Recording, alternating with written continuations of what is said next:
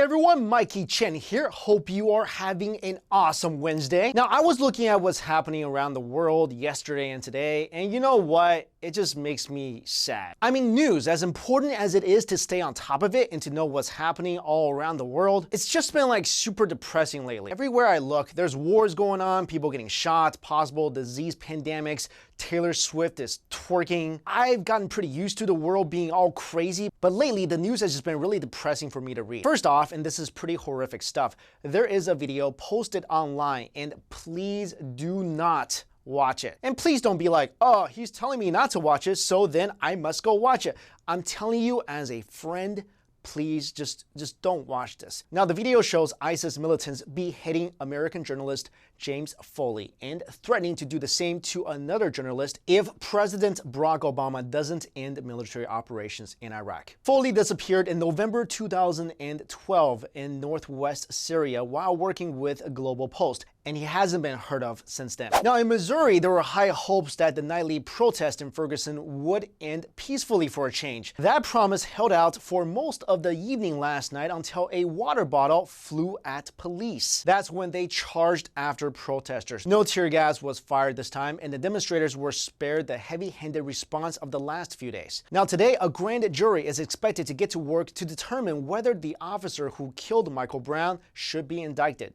Over in Texas, Texas governor and potential 2016 presidential candidate Rick Perry had his fingerprints and mugshot taken yesterday and said he's going to fight the charges against him, quote, with every fiber of my being. The charges allege the Republican governor misused his office by improperly threatening and then withholding state funds for a program run by a Democratic county prosecutor, unless she resigned. Now, Jackie Chan hasn't been in the news lately, but his son is. Jackie Chan's son, JC Chan, was arrested in Beijing on drug charges. Police said the actor tested positive for marijuana and admitted using the drug, and that 100 grams of it was taken from his home. Now, this is a slap in the face for Jackie Chan because Jackie Chan has been the anti-drug goodwill ambassador for China since 2009. Also, apparently, Jackie Chan is really sick of his son's antics and said that after he dies, all his fortune will go towards charity. Now, I wonder if Jackie Chan and his son JC, when they argue, do they like fight it out in like a kung fu match?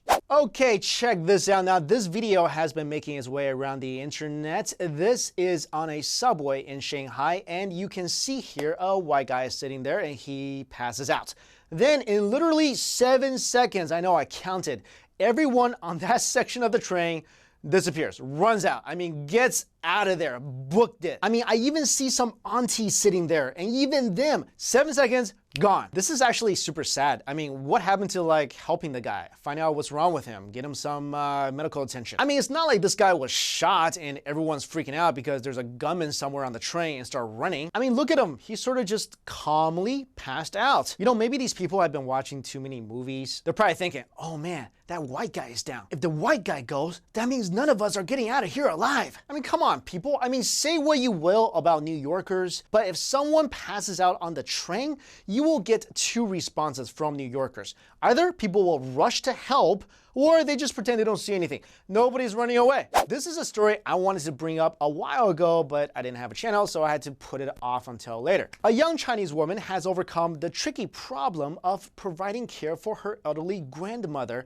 by taking her to work with her every single day. 24-year-old Huang Lihua from China's Chongqing municipality said that when she was a young child, both of her parents needed to go to work. As a result, they had to send her to stay with her grandmother. Her grandmother's name is Wan Zongxiu, and she is now 88 years old. Lihua added that although she was without her parents, the time she spent with her grandmother was some of the best times of her life. After she finished school, Lihua opened her own fast food business and is now taking care of her grandmother. She doesn't want to leave her grandmother alone at home, so now she brings her grandmother to work every day so her grandmother can have some company. Even on days when her grandmother is too weak to walk, what Li Hua does is she carries her for the entire mile between home and work just to bring her grandmother to work so she doesn't feel lonely at home. How awesome is that? I know a lot of Asians who were brought up by their grandmothers, myself included, and it's usually because our parents had to work all day and the grandparents are default babysitters. But see guys, now you know why your parents want to help you raise your kids, because they missed that whole raising kids part when you were growing up and they had to work to support you. All right, this video is just too funny. A squirrel has been getting into these people's bird feeder and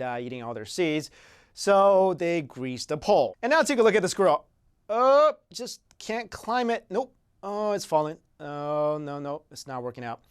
And then he tries again. Oh, and he just keeps sliding down. You know, the squirrel is probably all confused as heck, like, what happened to my awesome climbing powers? How come I cannot climb this thing? I bet you this squirrel had to go and climb like 20 trees after this just to get his confidence back. All right, guys, that's all I got for you today. All the stories are listed in the description box below. And if you want to comment on anything I talked about today, please do so in the comments box below.